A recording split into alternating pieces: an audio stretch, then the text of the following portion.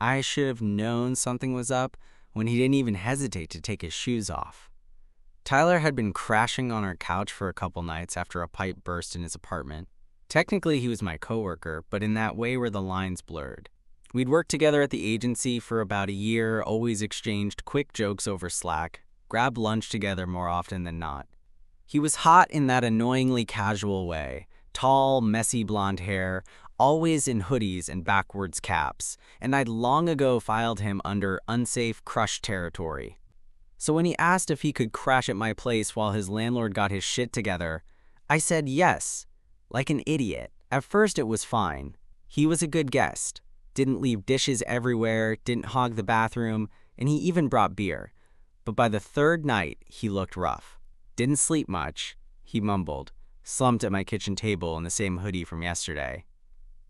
"Your couch is killing my back," I laughed, assuming it was a joke. "Yeah, welcome to the broke millennial experience." But he didn't laugh. He just looked at me, rubbed the back of his neck, and said, "Could I maybe crash in your bed tonight?" I blinked. "Like, in my bed? "Yeah," he said, almost sheepish. "Just for one night. I'll sleep on top of the covers if that makes it less weird. My spine can't handle that thing again." I should have said no. Should have told him to suck it up or find a cheap hotel.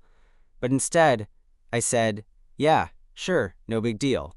And just like that, Tyler was in my room, standing by my bed like he'd done it before. Like this was just some casual, normal thing people did with coworkers they were secretly in love with. He kicked off his shoes, pulled off his hoodie to reveal the tight white tee underneath, and dropped it on the floor like we were roommates. He didn't even ask which side was mine. He just claimed the right side like it was always his.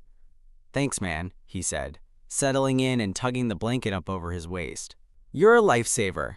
I gave a half laugh, shutting the light and sliding into the other side of the bed.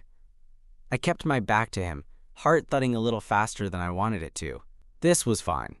Totally fine. We laid there in silence for a while. I stared at the shadows on the ceiling, counting the seconds between car headlights flashing through my window. He didn't move. I didn't move.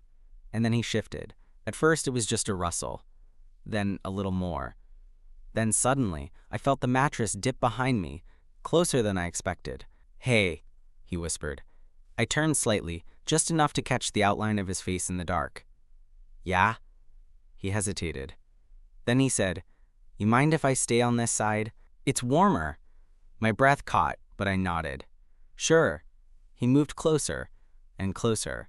And then I felt it, his chest brushing against my back, his hand settling lightly against the bed between us. Not touching me, but almost. Neither of us said a word after that.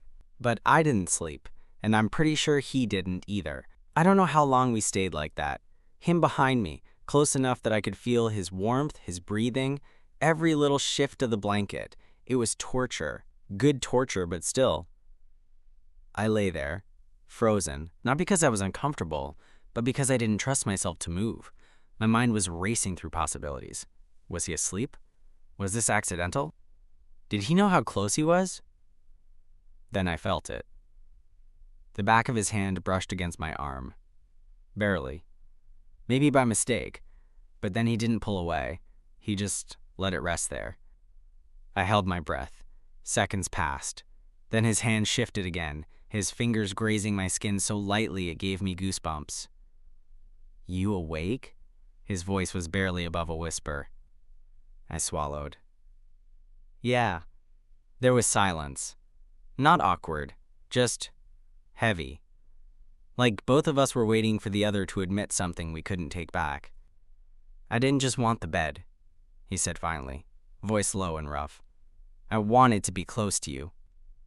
I turned onto my back slowly, heart pounding so loud I was afraid he could hear it. He was propped up on one elbow, looking down at me in the dark. His eyes searched mine like he was scared he'd gone too far. "You sure you know what you're saying?" I asked, my voice barely steady. "I've been crashing on your couch for 3 nights, trying to convince myself not to do this," he said. "But you're kind, you're smart, you're hot as hell, and I've been pretending I don't notice. But I do." I couldn't speak. I just looked at him, feeling the whole world shrink to the space between us. "I thought you were straight," I said. He gave a half smile.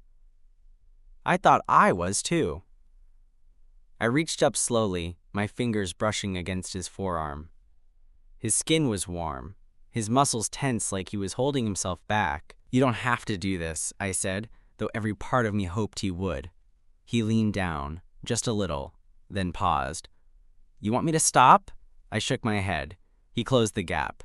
It wasn't some dramatic, perfect movie kiss. It was hesitant, careful, like he was testing the waters.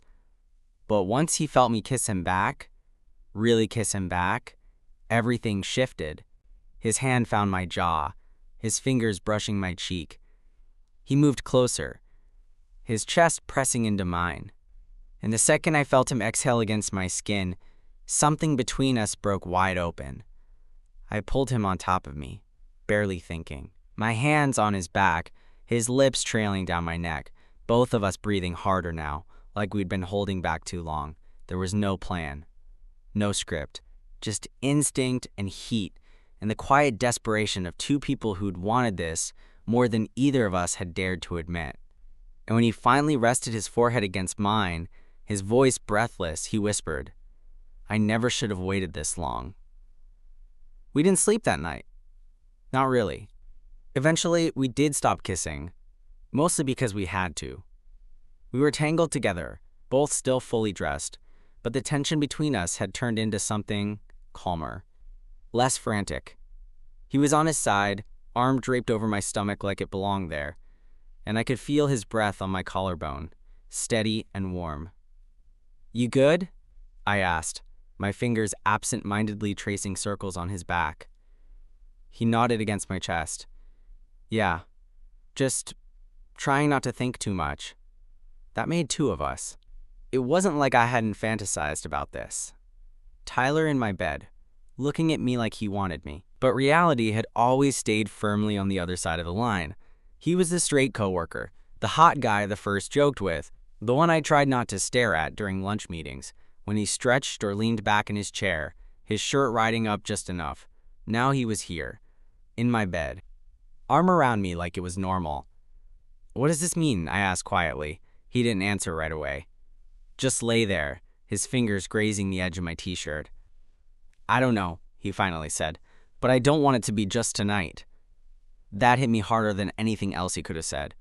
I turned toward him, and he looked up at me, all sleep-soft eyes and bedhead, and damn if that didn't do something to me. "You sure?" "I don't know what I am, but I'm sure about you," he said. "That's the only thing that makes sense right now." I didn't know what to say to that, so I didn't say anything. I just kissed him again, slower this time, deeper. And when he kissed me back, there was no hesitation. We eventually fell asleep like that. Him pressed against me, his hand under my shirt now, resting against my stomach. And when I woke up, hours later, the sun barely starting to creep in through the blinds, he was still there, still holding me. He stayed in my bed the next night too. And the next. We didn't talk about it much. It wasn't some dramatic confession-fueled relationship. It just became normal. He'd help with dinner, we'd eat on the couch, watch some dumb movie, and then he'd follow me into my room like it was the most natural thing in the world. The fourth night, he kissed me first, just leaned in and did it while we were brushing our teeth, and I nearly dropped my toothbrush. By the end of the week, we had a rhythm we hadn't told anyone. Not our coworkers, not our friends. It was still just ours. But then came the night we went out. It was Friday. Our team had just wrapped a huge project, and a bunch of people from work decided to hit a bar downtown. Tyler and I went together, but not together. I stayed by the bar with one group while he drifted toward the pool table with another. I tried not to let it get to me, tried to play it cool. But then I saw him laughing with this girl from HR. Amy. She touched his arm, leaned in close to whisper something. And the way he smiled at her, I felt my stomach twist. I knew I didn't have a claim on him. We hadn't defined anything. But it still stung. When he finally made his way over to me, I had a drink in my hand and a fake smile on my face. "You good?" he asked. Yeah, I lied. He looked at me for a second like he knew exactly what I was thinking. Then he leaned in, just enough for me to hear. "Don't do that," he said. "Don't pull away." I stared at him. "You looked pretty into that conversation." He smirked. "She was asking about your Spotify playlist from the team meeting. I told her to ask you." I blinked. "Wait, seriously?" "Yeah. You think I was flirting?" I said nothing, but I didn't need to. Tyler leaned in closer, and this time his voice dropped lower. "If I wanted to flirt with someone tonight, I'd be doing it somewhere private, like your room." That shut me up fast. "I'll see you at home," he said with a wink, and then he walked off, casual, confident, leaving me standing there like a complete idiot with a glass of whiskey and a racing pulse. I got home before him. Not on purpose, but yeah, maybe kind of. I made some excuse to our friends about an early morning call, called an Uber, and spent the entire ride trying not to overthink everything. I told myself I was being ridiculous, that Tyler had done nothing wrong, that whatever we were was new, fragile, undefined, but I also knew how I felt watching him laugh with someone else, and I hated that it made me feel possessive. I was brushing my teeth when I heard the front door open. A few seconds later, the soft thump of his shoes being kicked off in the hallway. He didn't call out, just walked into the apartment like it was any other night. I stayed in the bathroom, hands braced against the sink, trying to get my face to stop burning. When I came out, he was sitting on the edge of my bed. "Hey," he said. "Hey." I didn't sit next to him. I went over to my desk and pretended to check my phone. Tyler sighed. "You're mad." "I'm not mad," I said, too fast. "Okay, then you're lying." I glanced over at him, and he was watching me with that calm, unreadable expression I was starting to recognize as his version of serious. I don't know what this is," I admitted. "And maybe that's on me. I didn't ask. We didn't talk about it." He stood up and walked over slowly. "Okay," he said, standing close. "Let's talk about it." I looked up at him. "What are we doing, Tyler?" He didn't hesitate. "I'm staying in your bed because I want to be near you. I'm kissing you because I want you. I don't care what label it has. I just know I feel better when I'm with you than when I'm not." That knocked the breath out of me. "I don't want to mess this up," I said, my voice quieter now. "Then don't," he said, and reached for my hand. "And I won't either. I know I'm new to this, but I'm not confused." "Are you sure?" "Do I seem unsure?" he asked. And he was right. He didn't. He tugged me closer, arms around my waist now. Our foreheads touched. His body was warm, familiar, grounding. "I don't care if we keep it quiet for a while," he murmured. "I don't care if we take it slow. But I'm not sleeping on your couch again, and I'm not pretending I don't want this." He leaned in then and kissed me, slow and firm like punctuation at the end of a sentence. And I knew, whatever we were building here, it wasn't temporary. The next morning I woke up before him. Sunlight slipped through the blinds, catching on his hair, his jaw, the blanket half kicked down to his waist. I should have gotten up, should have started my day. But I didn't want to. So I stayed there, just watching him breathe. And for the first time in a long time, I felt calm. Tyler officially never went back to the couch. The next night, he walked into my room without even knocking. Just grabbed one of my old t-shirts, tossed it on like it was already his, and climbed into bed with a casual, "Your side's colder tonight," just saying. I didn't complain. Over the next week, it became something unspoken but consistent. We brushed our teeth together, climbed into bed together, and woke up tangled. He'd rest his hand on my chest in the mornings or kiss my jaw before rolling out of bed to make eggs. He'd steal my hoodies, drink from my water bottle, lean against my desk chair when I worked like we'd been together for years.